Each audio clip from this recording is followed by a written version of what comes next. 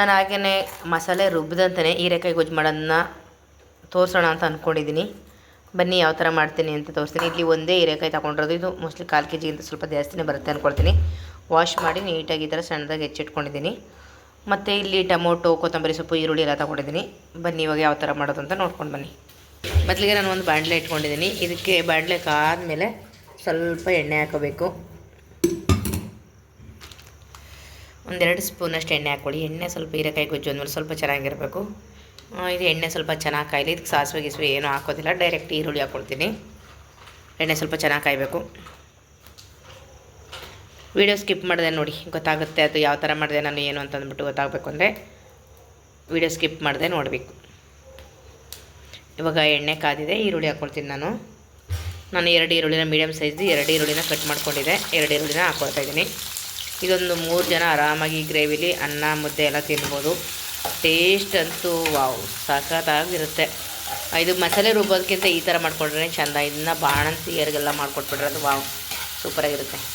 ಇನ್ಮೇಲೆ ಶೈಲಿಗೆಲ್ಲ ಮಾಡ್ತಾ ಇರ್ತೀರಲ್ಲ, ಸಿಗಡಿ, ಇದು ಬೆಳ್ಳುಳ್ಳಿ ಗೊಜ್ಜು, ಬೆಣಸು ಗೊಜ್ಜು, ಅದು ಇದು ಅಂದ್ಕೊಂಡು ನಿಮ್ಮ ಶೈಲಿಗೇನು ಸಪ್ರೇಟ್ ಸಾಂಬಾರು ಇರುತ್ತೆ. ನಮ್ಮನೆ ಎಲ್ಲರಿಗೂ ಮಾಡೋ ಸಾಂಬಾರು ಎಲ್ಲ ಟೈಮಲ್ಲೂ ಕೊಡೋಕ್ಕಾಗಲ್ಲ.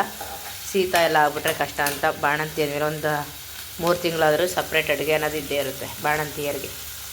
ಈರುಳ್ಳಿ ಸ್ವಲ್ಪ ಚೆನ್ನಾಗಿ ಫ್ರೈ ಮಾಡ್ಕೊಳ್ಳೋಣ. ಈರುಳ್ಳಿ ಸ್ವಲ್ಪ ಫ್ರೈ ಆಗಿದೆ ಅಲ್ವಾ, ಇವಾಗ ಟೊಮೊಟೊ ಹಾಕ್ಕೊಳ್ತಾ ಇದ್ದೀನಿ. ಟೊಮೊಟೊ ಸ್ವಲ್ಪ ಫ್ರೈ ಮಾಡ್ಕೊಬೇಡ. ಹಾಕಾಗ್ತದೆ ಕೊತ್ತಂಬರಿ ಸೊಪ್ಪು ಸ್ವಲ್ಪ ಜೊತೆಲಿ ಕಟ್ ಮಾಡಿದ್ದಲ್ಲ, ಅದು 1-2 ಬೀಳ್ತು ಅಷ್ಟೇ. ಸ್ವಲ್ಪ ಟೊಮೊಟೊನ ಕೂಡ ಫ್ರೈ ಮಾಡ್ಕೊಳ್ಳೋಣ.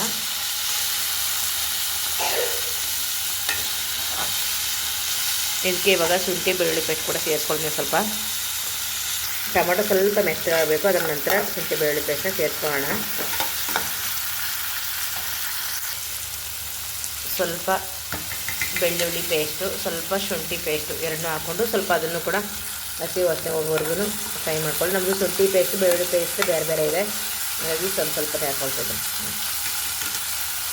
ಇದೆರಡು ಸೇರಿ ಚೆನ್ನಾಗಿ ಸ್ವಲ್ಪ ಫ್ರೈ ಮಾಡಬೇಕು ಹಸಿ ವಾಸನೆ ಹೋಗೋವರೆಗೂ. ಇವಾಗ ಇದಕ್ಕೆ ಹೀರೆಕಾಯಿ ಸೇರಿಸ್ಕೊಳ್ಳೋಣ. ಹೀರೆಕಾಯಿ ಸುರಿದು ಬಿಡಪ್ಪ. ಚೆನ್ನಾಗಿ ಸ್ವಲ್ಪ ಫ್ರೈ ಮಾಡ್ಕೋಬೇಕು. ಹೀರೆಕಾಯಿ ಹಾಕಿದ್ಮೇಲೆ ಚೆನ್ನಾಗಿ ಇವಾಗ ಫ್ರೈ ಮಾಡ್ಕೊಳ್ಳೋಣ.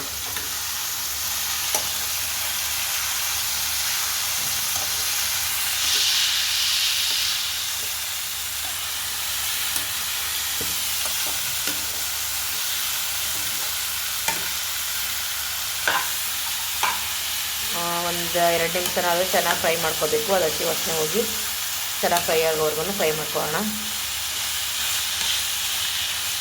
ಫ್ರೈ ಆಗಿದೆ. ಇವಾಗ ನಾನು ಸ್ವಲ್ಪ ಕೊತ್ತಂಬರಿ ಸೊಪ್ಪು ಹಾಕ್ಕೊಳ್ತಾಯಿದ್ದೀನಿ.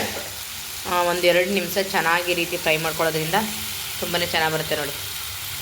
ಇವಾಗ ಖಾರದ ಪುಡಿ ಹಾಕ್ಕೊಳ್ತೀನಿ ನಾನು. ಹಾಕಮ್ಮ ನೋಡಿ, ಖಾರಕ್ಕೆ ಎಷ್ಟು ಬೇಕೋ ಅಷ್ಟು ನೋಡಿಕೊಂಡು ಖಾರದ ಪುಡಿ ಹಾಕ್ಕೊಳ್ಳಿ. ನಾನು ಮಟನ್ ಚಿಕನ್ ಮಾಡಿಸ್ಕೊಂಡಿರ್ತೀವಲ್ಲ ಪೌಡ್ರು, ಅದನ್ನೇ ಹಾಕ್ಕೊಳ್ತಾಯಿದ್ದೀನಿ. ಈ ನೀರು ಎಷ್ಟು ಬೇಕೋ ಅಷ್ಟು ನೀರು ಸೇರಿಸ್ಕೊಳ್ಳೋಣ. ನಾನು ಯಾವುದೇ ಮಸಾಲೆನ ರುಬ್ಕೊಂಡಿಲ್ಲ, ಈ ರೀತಿ ಸಿಂಪಲಾಗಿ ಮಾಡಿ ನೋಡಿ, ತುಂಬಾ ಚೆನ್ನಾಗಿರುತ್ತೆ. ನಾನು ಸ್ವಲ್ಪ ನೀರು ಸೇರಿಸ್ಕೊಬಿಡಬೇಕು. ಇದು ಬೆಂದಮೇಲೆ ಇದೇ ಗಟ್ಟಿಯಾಗುತ್ತೆ. ಬೇಜಾನು ರುಚಿಗೆ ತಕ್ಕಷ್ಟು ಉಪ್ಪು, ಚೆನ್ನಾಗಿ ಇವಾಗ ಬೇಯಲಿ. ನಾನು ಇದನ್ನ ಕ್ಲೋಸ್ ಮಾಡಿಬಿಡ್ತೀನಿ, ಸ್ವಲ್ಪ ಬೇಯಲಿ ಚೆನ್ನಾಗಿ.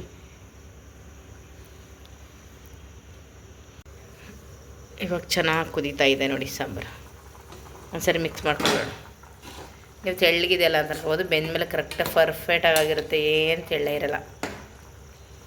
ಈಗ ಟೇಸ್ಟ್ ನೋಡ್ಕೊಬೋದು ನೀವು, ಉಪ್ಪು ಖಾರ ಸರಿ ಇದೆಯಾ ಅಂತ. ಸಪ್ಪೆ ಇದ್ದರೆ ಖಾರ ಬೇಕು ಅಂದರೆ ಖಾರ, ಉಪ್ಪು ಬೇಕಾದ್ರೆ ಉಪ್ಪು ಸೇರಿಸ್ಕೋಬೋದು.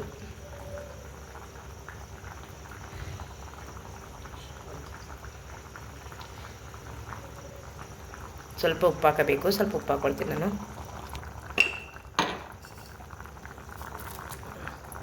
ಬೇಯಬೇಕು, ಇನ್ನೂ ಸ್ವಲ್ಪ ಹೊತ್ತು ಬೇಯಲಿ.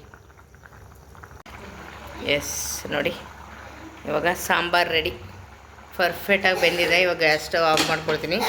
ಸರ್ವ್ ಮಾಡಿ ತೋರಿಸ್ತೀನಿ. ರೈಸ್ ಜೊತೆ ಮಾಡ್ಕೊಂಡ್ರೆ ನಾನು ನೋಡಿ. ನೀವೇನಾದ್ರು ಗಟ್ಟಿ ಬೇಕು ಇನ್ನು ಅಂತಂದರೆ ಸ್ವಲ್ಪ 1-2 ಸ್ಪೂನಷ್ಟು ಕಾಯಿನ ರುಬ್ಬಿ ಸೇರಿಸ್ಕೋಬೋದು. ನನಗೇನು ಕಾಯಿನ ಅವಶ್ಯಕತೆ ಇಲ್ಲ. ಕಾಯಿ ರೇಟ್ ಜಾಸ್ತಿ ಆಗ್ಬಿಟ್ಟಿದೆ ಇವಾಗೆಲ್ಲ. ಕಾಯೆಲ್ಲ ಕಡಿಮೆ ತಿನ್ನಿ. ಹೆಲ್ದಿಯಾಗಿ ಮಾಡಿಕೊಂಡು ಹೀರೆಕಾಯಿ ಗೊಜ್ಜು ರೈಸ್ಗೆ ಮುದ್ದೆಗೆ ಸೂಪರಾಗಿರುತ್ತೆ